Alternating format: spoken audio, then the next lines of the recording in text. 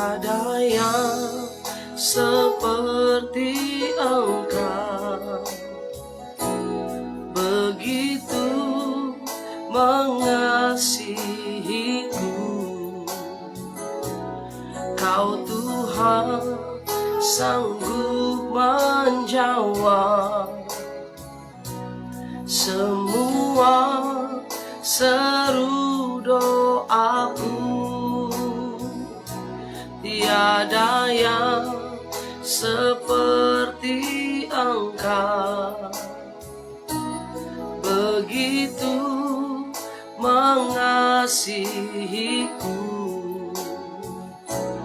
Kau Tuhan sanggup melawan seluruh kehidupanku. Aku percaya Tuhanku ajaib, Kau turun tangan memulihkanku. Aku percaya Tuhanku dahsyat, Kau turun tangan memberkatiku.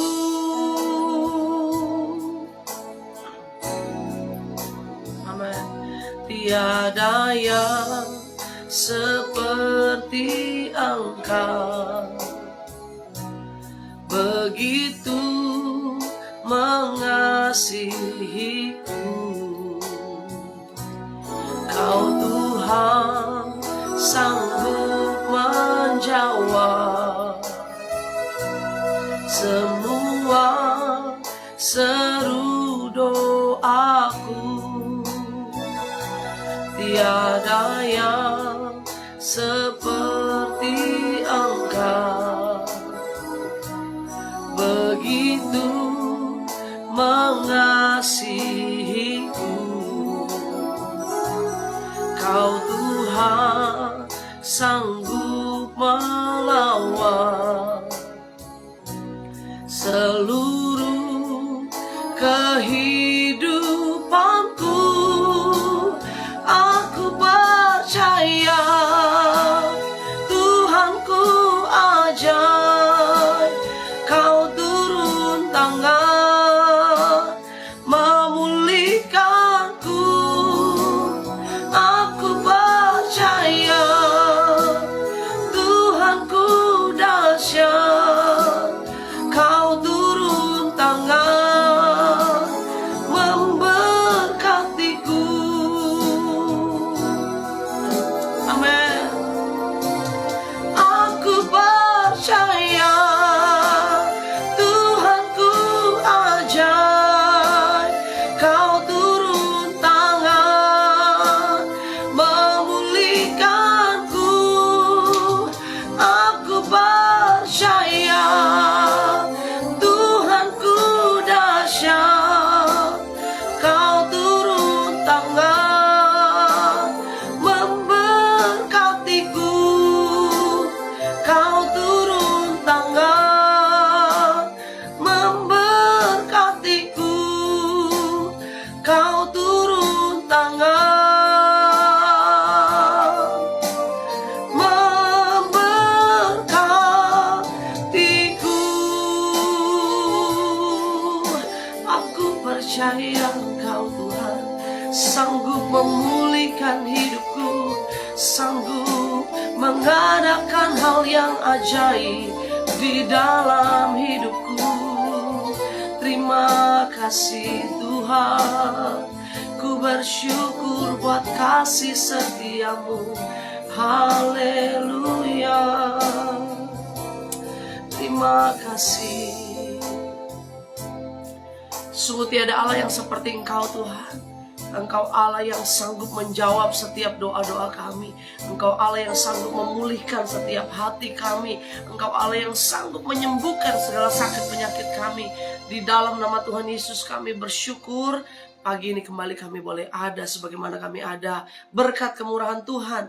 Dan kembali Bapa kami buka hati kami mau terima firman-Mu, karena kami percaya firman Tuhan segala-galanya buat kami. Di dalam nama Yesus kami berdoa, haleluya, amin. Puji Tuhan. Shalom saudara yang dikasih Tuhan, haleluya. Pagi ini kita kembali ada renungan firman Tuhan.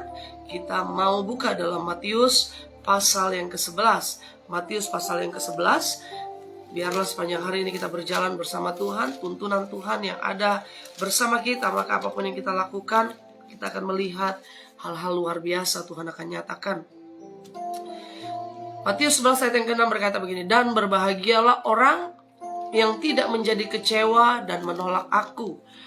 Puji Tuhan, saudara, dalam dunia ini sangat tidak sempurna. Begitu banyak orang-orang yang bisa merasakan kecewa, diperhadapkan pada keadaan-keadaan yang bisa mengecewakan. Karena itu kekecewaan atau rasa kecewa itu muncul ketika apa yang kita harapkan, apa yang kita inginkan, apa yang kita dambakan tidak sesuai dengan kejadian yang sebenarnya, dengan apa yang kita alami. Karena itu orang seringkali menjadi kecewa karena apa yang terjadi, apa yang didapat tidak sesuai dengan pengharapan, tidak sesuai dengan apa yang diinginkan. Kita pengennya ini, kita pengennya orang berbuat ini, ternyata dia tidak melakukannya sehingga kita kecewa. Kita sakit hati. Dan kekecewaan itu seringkali terjadi pada setiap orang.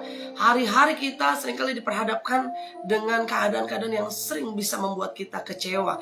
Nah, saudara dikasih Tuhan, firman Tuhan dalam Matius 11 ayat yang ke-6 ini berkata, dan berbahagialah orang yang tidak menjadi kecewa dan menolak aku. Ternyata Tuhan sebut orang yang tidak kecewa adalah orang yang berbahagia. Karena memang orang yang kecewa sangat mengurangi kebahagiaan dari seseorang. Orang yang kecewa sangat membahayakan hidup seseorang karena mengurangi kadar kebahagiaan. Kekecewaan sangat memberikan dampak negatif bagi seseorang, bagi kita, saudara. Karena ketika kita kecewa, ada dampak-dampak negatif yang bisa terjadi dalam kehidupan kita. Kita mau belajar pagi ini, apa yang dapat terjadi jika kita membiarkan kekecewaan menguasai hati kita. Kalau kita membiarkan, saya kecewa sama orang itu, saya kecewa sama dia, saya kecewa sama bos saya kecewa sama pemimpin saya, karena ekspektasi saya, harapan saya tidak terjadi. Nah, ini dia yang kita mau belajar. Apa yang dapat terjadi kalau kekecewaan itu kita biarkan ada dalam hati kita? Yang pertama, kekecewaan bisa mengakibatkan dosa masuk dalam hati kita. Kekecewaan itu bisa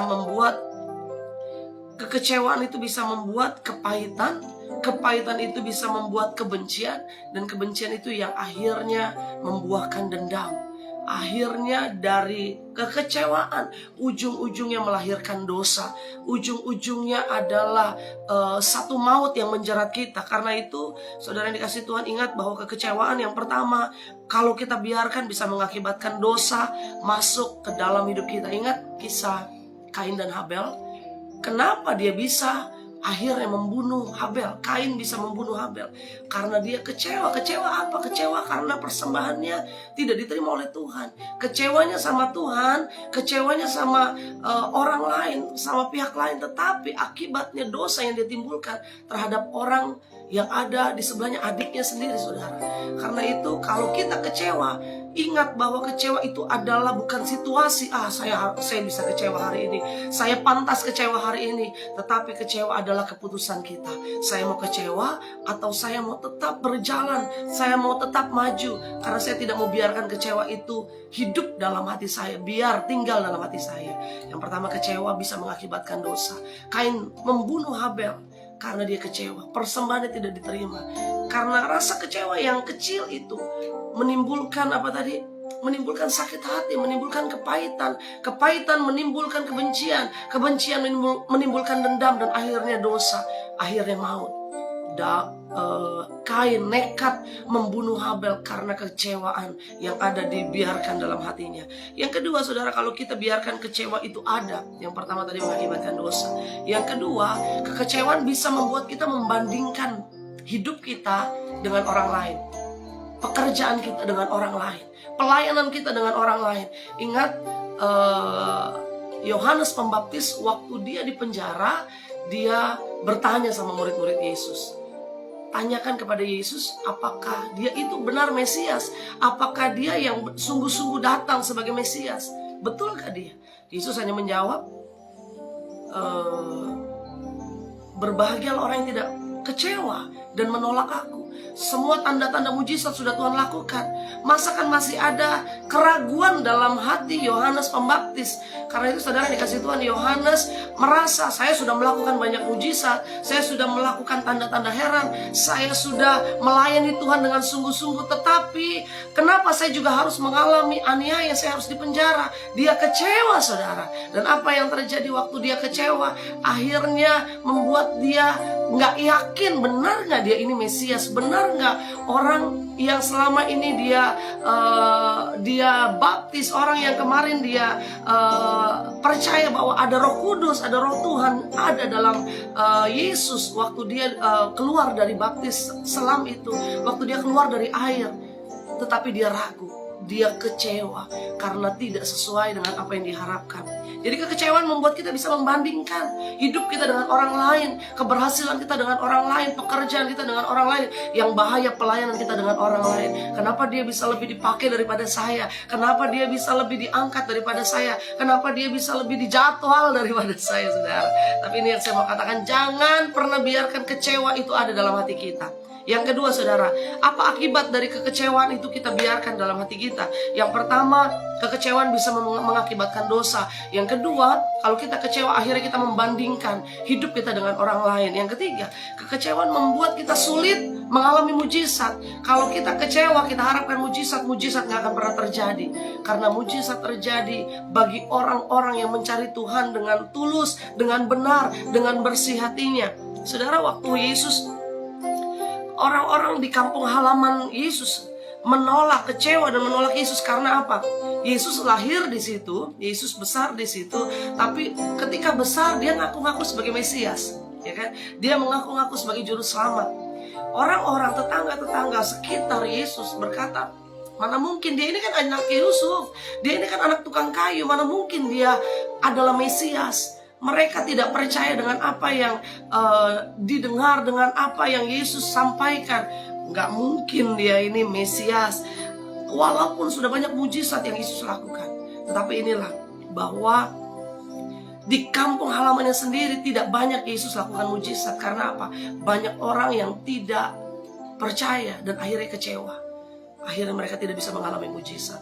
Hari ini tinggalkan kecewa, lepaskan kecewa, jangan biarkan kecewa hinggap tinggal dalam hati kita. Mungkin kau berkata bahwa aduh, dia udah terlalu menyakiti hati saya, dia udah terlalu mengecewakan saya nggak nyangka Bu, dia berbuat itu sama saya, dia tidak seperti yang saya harapkan, saya kecewa sama dia. Kalau kau kecewa, jangan harapkan mujizat bisa terjadi dalam kehidupanmu. Lepaskan kekecewaanmu. Yang ketiga, kekecewaan bisa membuat kita sulit mengalami mujizat. Dan yang keempat, yang terakhir, apa dampak dari kekecewaan tinggal dalam hati kita? Kekecewaan membuat kita tidak mampu melihat masa depan kita. Kekecewaan yang tinggal diam, bahkan hidup dalam hati kita. Kita pendam kecewa. Saya kecewa sama dia sejak kapan? Dari 15 tahun yang lalu. Kenapa? Karena saya pernah difitnah sama dia. Kecewa itu kita biarkan tinggal dalam hati kita. Akhirnya, yang keempat, kekecewaan membuat kita tidak mampu melihat masa depan. Ingat kisah Yusuf? Beberapa kali kita bahas tentang Yusuf di Morning Devotion. Yusuf tidak membiarkan kekecewaan tinggal dalam hatinya, sekalipun dia punya alasan untuk kecewa. Kecewa terhadap saudara-saudaranya, kecewa terhadap Potifar dan istrinya, kecewa kepada juru minum dan juru roti karena sudah dibantu tetapi dilupakan. Banyak hal, banyak alasan Yusuf kecewa. Banyak alasan mungkin kau berkata, saya pantas kecewa. Saya sudah bantu dia, dia tidak tahu terima kasih. Saya sudah tolong dia, dia tidak ingat terhadap saya. Saudara yang dikasih Tuhan, kalau kita kecewa, kita tidak akan pernah lihat hari depan kita. Kita tidak akan pernah lihat masa depan yang penuh harapan Tuhan janjikan dalam hidup kita.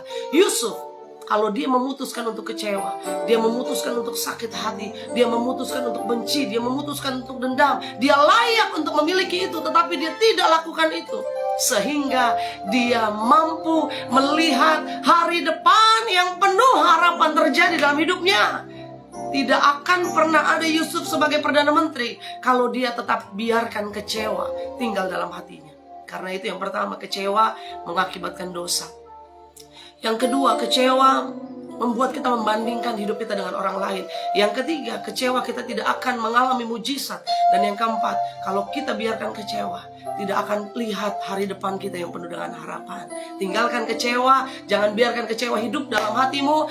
Dan percayalah, kalau kita lepaskan pengampunan, kita lepaskan berkat kepada orang yang pernah menyakiti kita, berkat Tuhan mengalir atas kehidupan kita. Yang percaya katakan amin, haleluya. Kita berdoa saudara. Bapak terima kasih pagi ini kami diingatkan Tuhan. Kami tidak mau ada kecewa dalam hati kami. Kami tidak mau biarkan kecewa menguasai kami. Kami tidak mau membiarkan dendam, sakit hati, bahkan benci itu menguasai hati kami. Kami mau lepaskan itu. Karena kami percaya ketika kami lepaskan pengampunan, kami lepaskan berkat, di situ berkat Tuhan akan tercurah atas kehidupan kami. Berkati setiap anak-anakmu sepanjang hari ini, diberkati dalam kehidupan, pekerjaan, usaha, rumah tangga, apapun yang kami lakukan sepanjang hari ini, ada berkat Tuhan melimpah-limpah. Di dalam nama Tuhan Yesus, kami berdoa mengucap syukur, haleluya, haleluya, amin. Selamat berjalan dalam berkat Tuhan sepanjang hari ini. Tuhan Yesus memberkati.